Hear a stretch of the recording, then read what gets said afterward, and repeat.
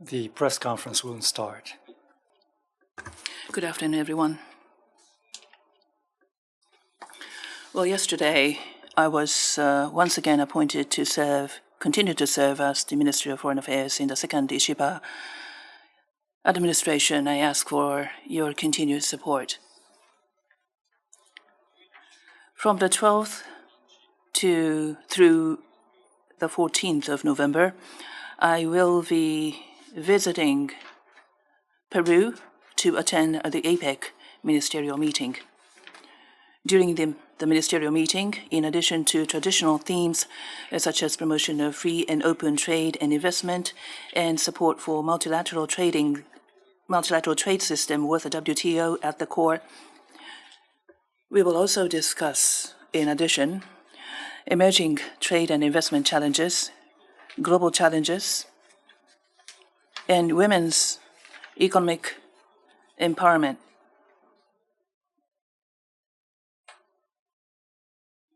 At the same time,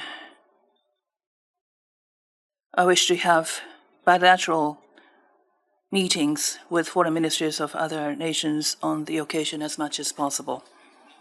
Furthermore, with Latin American markets in mind, we decided to appoint a new officials in charge of cross-border economic affairs at 5 diplomatic outposts in 4 countries. Latin America is an attractive and growing market with food exporting and mineral resources producing countries. The market has high expectations for Japanese investment, and I believe Japanese companies could have a major role to play there. Together with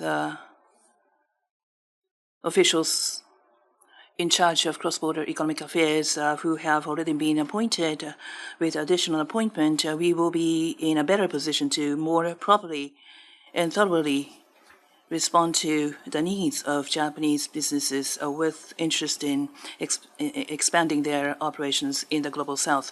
We will continue to conduct active economic diplomacy, leveraging the network of our diplomatic outposts across the globe, including the newly appointed, including officials in charge of cross-border economic affairs. So that was my opening remarks. Thank you.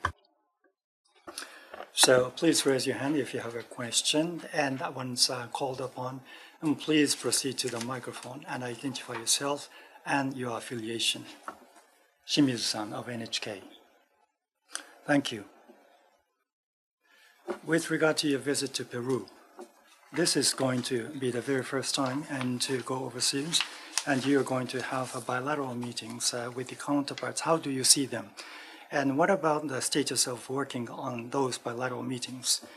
And given the tough situation, international community, you're going to interact with your counterparts on these topics, and what kind of role is going to be played by Japan? As you have already mentioned, this is going to be my very first visit overseas as the foreign minister. Given the intensifying international situation we have, and to fully protect the national the interest and leveraging on our achievements, we have to continue and to make contribution to the international peace and prosperity by playing a proactive role. With regard to the APEC Ministerial Conference, there are going to be conventional themes, as I have already mentioned, and in addition to them, for example, there are going to be new form of economic development. These new themes are added. Therefore, we would like to, going forward, to communicate our position fully into the international community so that we will be able to express our unchanged commitment into the economic development in the Asia-Pacific region. With regard to bilateral meetings, we are now working on and specific meetings we are going to engage in. At this point in time, I can't give you any the solid information, but through bilateral meetings, we would like to continue and to engage in discussion with regard to regional situation. And with regard to the regional situation, needless to say, Russian aggression against Ukraine, and also the North Korean involvement in this regard. And on top of them, the intensification of the situation in the Middle East and the humanitarian crisis that we are facing in the Middle East. Therefore, we have to think of ways and to calm down the situation. In those situations, we would like to engage in the discussion with the stakeholders, and I truly hope that all those parties concerned in this regard will be able to exercise the maximum restraint and the compliance with international law. Therefore, we would like to communicate that message to the international community. 上村さん、読売新聞。I'm Uemura. Thank you. Now we have the second Ishiba administration in place. Let me ask you this. What will be the priority diplomatic issues going forward? What will be the priority areas for your diplomacy? In addition, you will need to respond to President-elect Donald Trump and improving Japan's relations with China, with some signs of improvement with regards to treated water treatment, and what will be the strengthening of your relationship with ROK. Well, the international situation is increasingly turbulent these days. The situation in the Middle East and the situation in Ukraine included, de-escalation. We do not have much prospect of de-escalation of the situations on those grounds. Against this backdrop, the first mission of Japanese diplomacy is through diplomatic efforts, not just defending the peace of Japan, but we also need to focus on contributing to peace in the international society. To this end, there is a need for us to exercise maximum effort, make maximum effort. Through these efforts, the Japanese diplomacy should make a contribution to the peace and prosperity of the international society. That, I believe, is the first mission of the Japanese diplomacy. Having said that, as I have said in the past, there are three key priorities. First is to deepen Japan-U.S. alliance, which is the linchpin, strengthening response and deterrence capabilities. And secondly, cooperation with allies and like-minded countries to realize FOIP. We need to further promote FOIP, and we need to work closely with the Global South. Those are the three pillars of my diplomacy going forward. Now,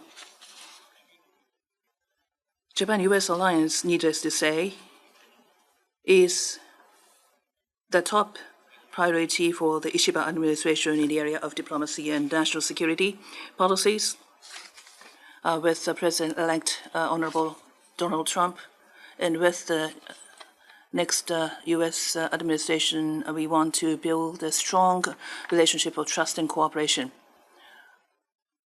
Once my counterpart is decided on the U.S. side, I would very much like to see the person as soon as possible to build the relationship of trust and cooperation.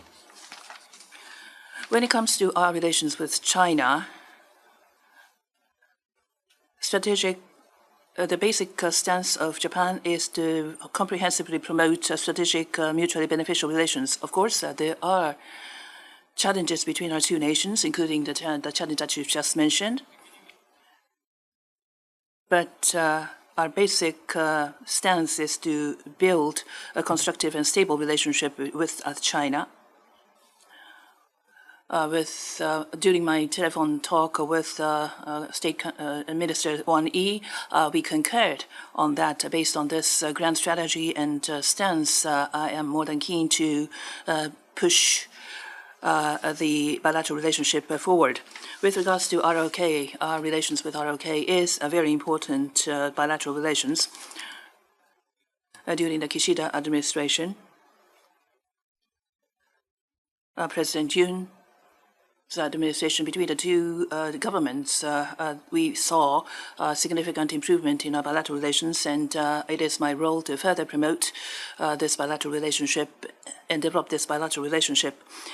In particular, I will be celebrating the 60th anniversary next year of the normalization of diplomatic relations between our two nations. So next year will be a milestone year for our two nations.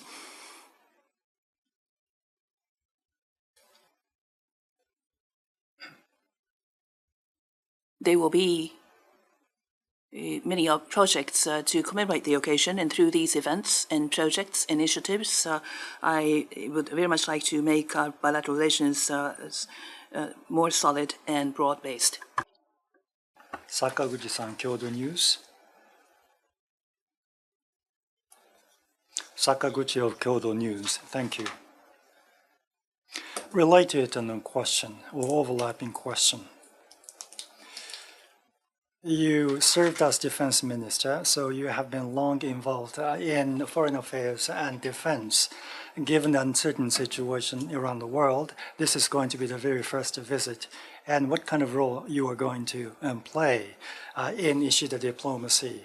And on the other hand, that the second Ishiba cabinet is a minority government, government based on fragile situations. So given that fact, what are the difficulties you will find in promoting diplomacy? As you have already mentioned, in the past, I was involved in defense as well as foreign affairs and played a role in the government. Therefore, defense and foreign affairs are supposed to be the most important pillar of the policies of any government. And that was the conviction I held too for many years.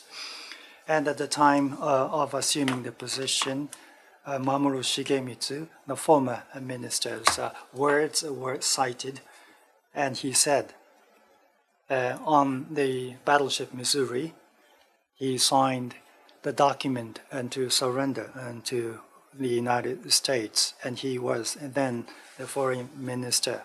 So he said, any errors in diplomacy mislead the country or the grand strategy of the country. Therefore, the responsibility and the role of foreign affairs or diplomacy is extremely large. And given my own personal experiences, I would like to leverage on that so that I would like to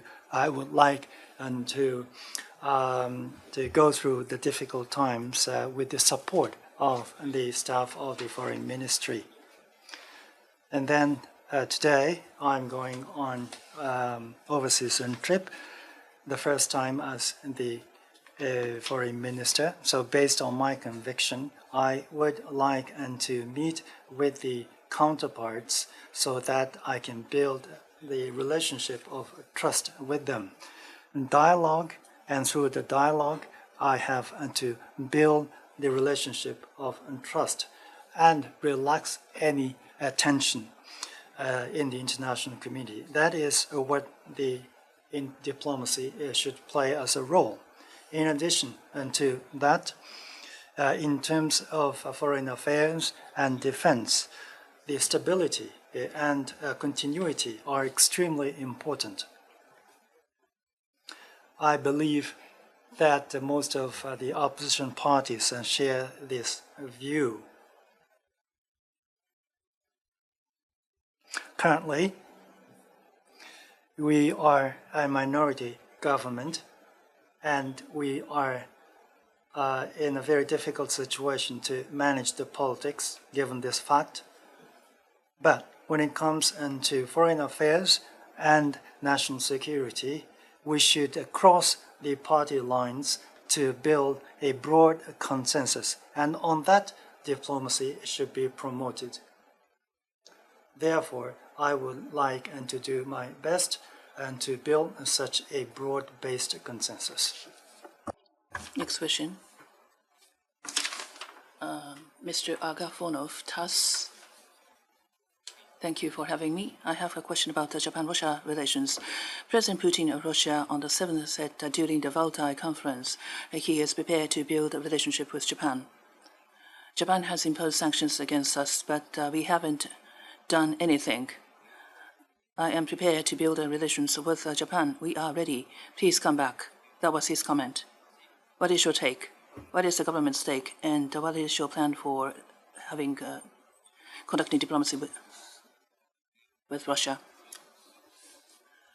I am aware of the comments during Valdai conference by President Putin through media reports.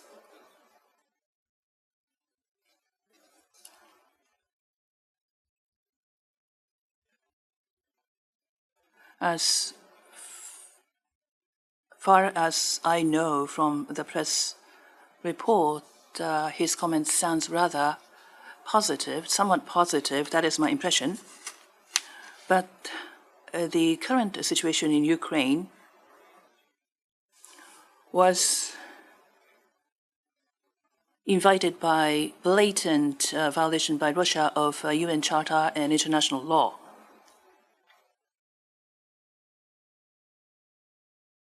That is our view. So, it's not that Japan was the cause to bring about the deterioration of our bilateral relationship. That is not warranted.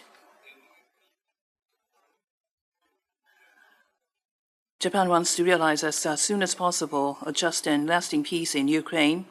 To this end, Japan will continue to closely work with the international community, including the G7, and Japan will continue its strong support for Ukraine.